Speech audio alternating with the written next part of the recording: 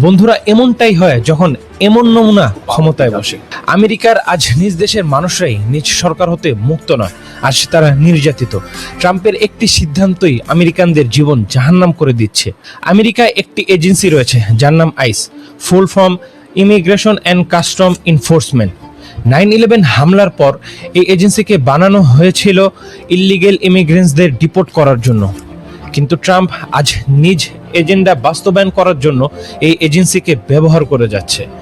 এতদিন ধরে তো এই এজেন্সি ঠিকঠাকভাবে কাজ করে আসছিল, তবে রিসেন্ট সময়ে এই এজেন্সির উপরে ট্রাম্প একটি কোটা বসিয়ে দেয় যে প্রতিদিন 3000 লোককে অ্যারেস্ট করতেই হবে। আর এই কোটার চক্করে এই এজেন্সি প্রতিদিন বাচ্চা, বুড়ো এবং কি প্রেগনেন্ট মহিলা সহ নিজ দেশের বৈধ নাগরিকদের অ্যারেস্ট করে যাচ্ছে। এই কেসটি লক্ষ্য করুন, 20 বছর বয়সী ইউএস বৈধ নাগরিক মুবাশির দুপুরে খেতে যাওয়ার সময় তাকে আইস এজেন্ট তুলে নিয়ে যায়। মুবাশির বারবার বলছিল যে সে একজন বৈধ নাগরিক, তারপরেও তার আইডি একবার পর্যন্ত চেক করা হয় নাই। ঠিক একইভাবে 170 জন ইউএস বৈধ নাগরিকদের আইস এজেন্ট তুলে নিয়ে যায়, যার ভিতর 20 জন তো বাচ্চাই ছিল আর 2 জন ক্যান্সারের পেশেন্ট।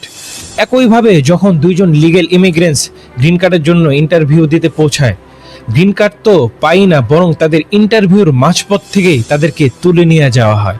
ট্রাম্পের ইলেকশন স্লোগান ছিল মেক আমেরিকা গ্রেট এগেন। তবে এটা কেমন গ্রেটনেস যে যেখানে নিজ দেশের মানুষদেরই গুলি মারা হয়। যারা পুরো পৃথিবীকে শান্তি আর স্বাধীনতার পাঠ পড়িয়ে বেড়ায়, আজ তাদের নিজ দেশের মানুষেরই শান্তি আর স্বাধীনতা নাই। বন্ধুরা, এমনটাই হয় যখন এমন নমুনা ক্ষমতায় বসে।